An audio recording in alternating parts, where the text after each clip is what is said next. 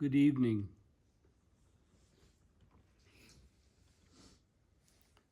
It's wonderful to be back here together. We can never go through the basics of Zen practice too often. Even after years of practice, to return to the fundamentals, the basics, can always shed new light, can help us see what we are doing more clearly.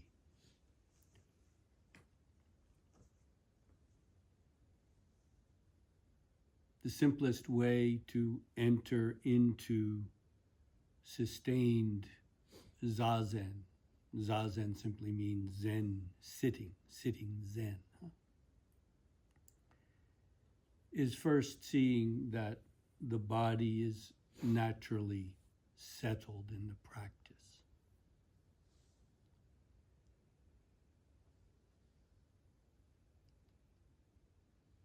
By recognizing, feeling what is going on with our body,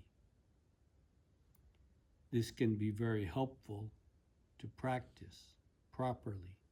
It can also become a great entanglement, a great difficulty if we turn it into something that we have to overcome or conquer. Sitting properly, it becomes clear that everything that we do in a retreat, a session like this, is to support us in the practice, to help us do what we are doing here. We're not here to fight with ourselves. We're not here to struggle with our body. We have a body. We can turn it into the enemy if we wish, or we can learn how to use it to support, to nourish the practice. You can't practice without a body.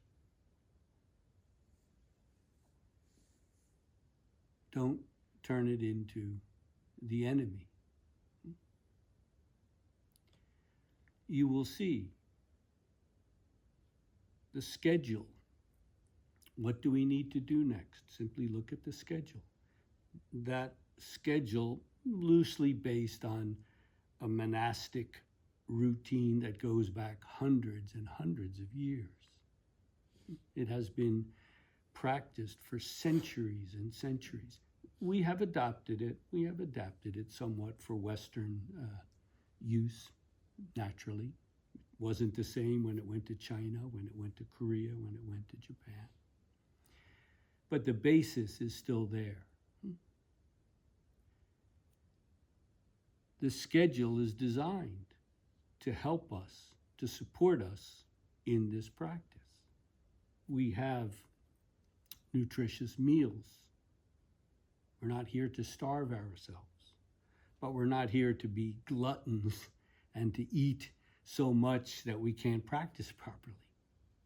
We naturally eat the right amount that helps us in our practice. You all know what it's like if you overeat.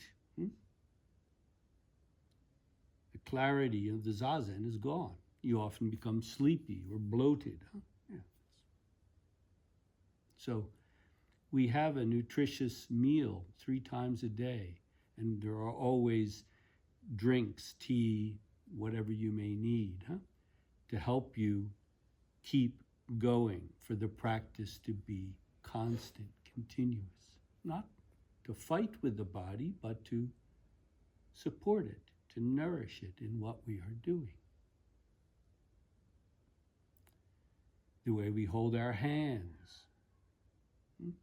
As the Jiki Fred mentioned, we don't walk around in the Zendo like we might outside, just having our arms swinging to our side. We put our hands like this. Why? try because we like to follow meaningless Oriental rituals. No, try it and you'll see. Walking like this is one thing. Of course, you can be concentrated when you do that, but see how much easier it is when you put your hands like this. It's just a way of helping us to keep focused, not only while we're sitting in Zazen, but while we're moving around. Same thing when we're doing kinhin, the walking meditation. We have our hands like this, and we simply follow the foot of the person in front of us. Where are we going? How far will it be? How long will it? Forget it, and just give yourself with each step and follow the foot of the person in front of you. This itself, you see, is already a profound way of taking the sitting Zen, the Zazen, into a simple movement. And then returning again to Zazen at the end of the kinhin. Yes, it's a way of stretching your legs, giving your legs a break, but it's not a break from the practice. It's, you see, allowing the practice to be followed in a simple movement. Walking, stretching our legs. We need to do that. If we sit like this all day, it's not good for the body. So we do have breaks. We do have kinhin.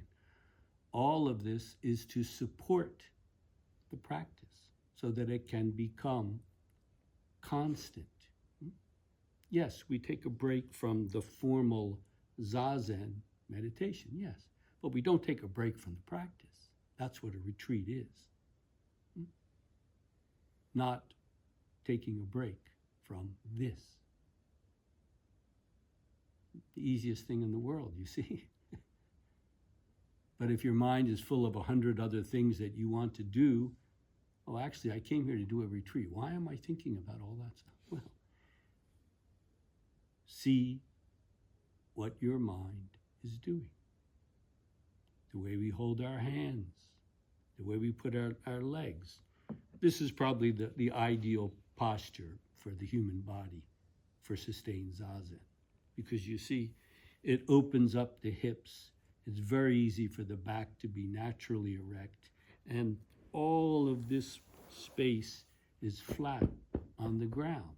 So gravity, weight, the weight of my body is spread all through here. It's very easy once you get used to it. It's more comfortable than lying down at my age. If I lie down for 4 hours, it starts to get achy. But I can sit like this for hours. If you sit in half lotus with one leg up, that will do, but it does tend to be unbalanced, and you don't have all of this flat on the ground, you see? You're allowing your body to absorb your weight. If you can't do that, fine. The Seiza posture, like what Fiona is doing, Przemek also, several people are, Ruth, sitting on your knees, so to speak. This can work well too. It's quite good for the stomach, for the belly, to breathe properly.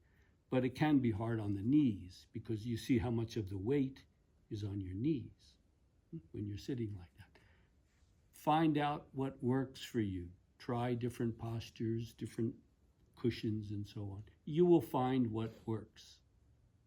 We're not here to torture ourselves.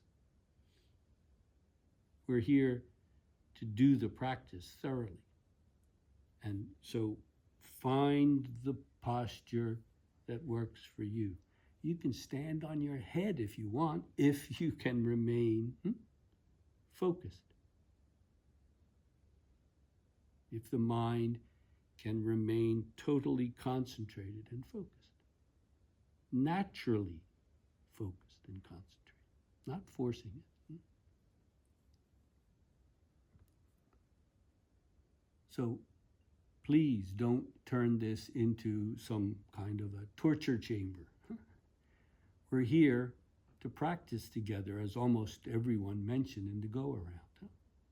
The joy, the pleasure of practicing together, supporting and being supported by each other in the practice, finding out what it is to be truly settled in the Zazen.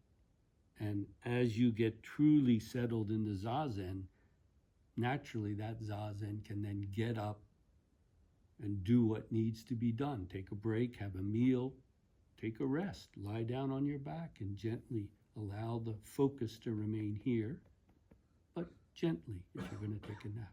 And you'll find that the practice can just continue, become constant, not something that you go into and out of and into and out of. You see, this is just a symptom of the dis-ease, isn't it, huh? One of the reasons I suggested that we just do this just once to begin the Zazen, just once to end Zazen.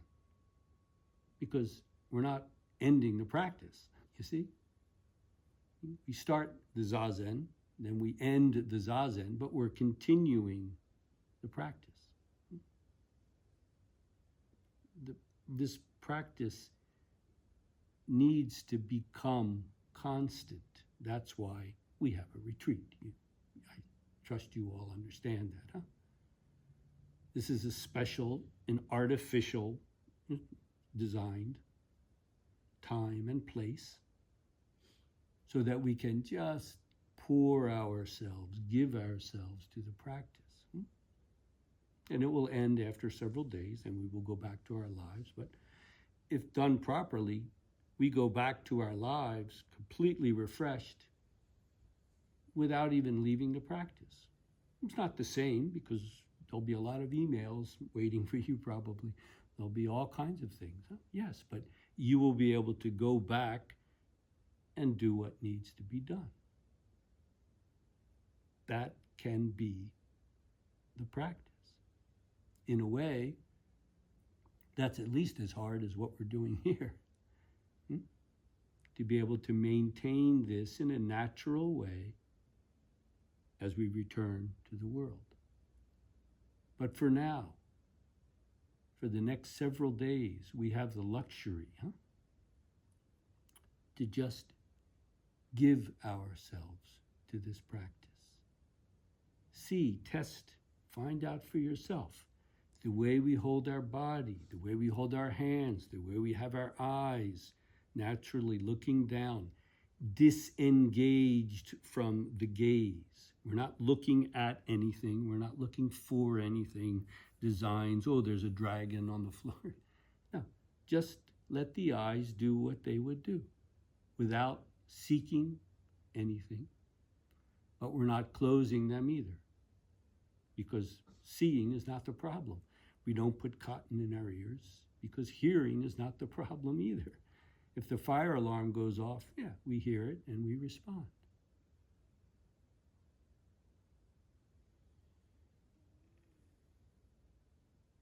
So test it, confirm it for yourself. The way this retreat is designed, the way we sit, the way we stand, the way we hold our hands, the way we walk, the way we have a meal. This can all contribute, support, nourish the practice that we are doing. Being fully here. That's enough, you see. If you are fully here, the very idea of, oh yes, but when am I going to have that experience that's going to solve all my problems? That itself just falls away. You see right through it. That's just the ego parading as spiritual practice. God bless you. As the body gets settled, the breath is much easier to really breathe fully. That becomes easier. And then the mind, the most delicate, difficult, the mind can become settled. But if we use the mind to try to conquer the body, you see, we've already split ourselves in two, and you can't put those two together. The body is not simply something separate from our mind, and our mind is not something completely separate from the body. You may think you can, but you don't have a mind without a body. There's no such thing. We are breathing with a mind and a body. Find out through your own practice what it is for the body to support this practice. With the breath, to let the breath also support the practice, not to get stuck, for example, breathing just from the chest, but to breathe naturally, if you can, from the nose.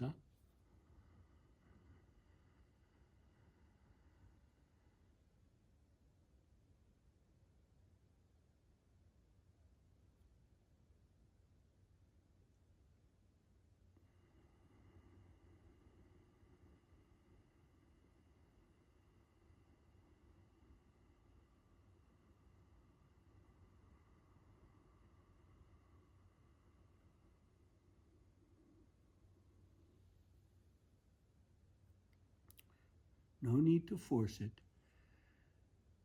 With the lung capacity that you have, and by using the muscles down here, the breath naturally becomes slower,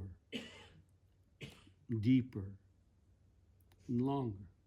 If you try to force it, it will have the opposite effect. It's counterproductive. But patiently, with each breath, simply giving yourself to the breath. And when it's finished, you don't have to do anything. Your body knows. You breathe in. Like breathing in the nutrients from the ground itself.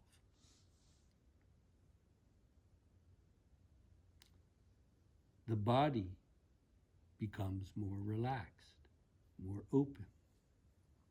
The breath supports the body. The body, by sitting properly, supports the breath. If you're hunched over, it's hard to breathe right. So, you see, we are doing everything to support the practice, the way we hold the body, which helps us to breathe properly. Breathing properly,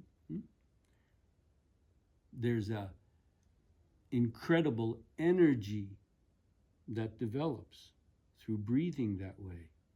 But it's a totally settled and calm energy. It's not this frenetic, dispersed energy. On the contrary, it's totally focused, calmed, settled, and it can respond as needed. When the bell rings, this gets up and does what needs to be done. It's not something difficult or complex, but the mind, with all of its contortions, can make it seem very difficult, but it's not. It's not. It's simpler than all of that. We have a few minutes left. Does anyone have a question or concern from out of the practice? Something that's unclear? Again, often it's not just your question. It's other people's question as well. So it's helpful for the benefit of all to raise it. Please feel free.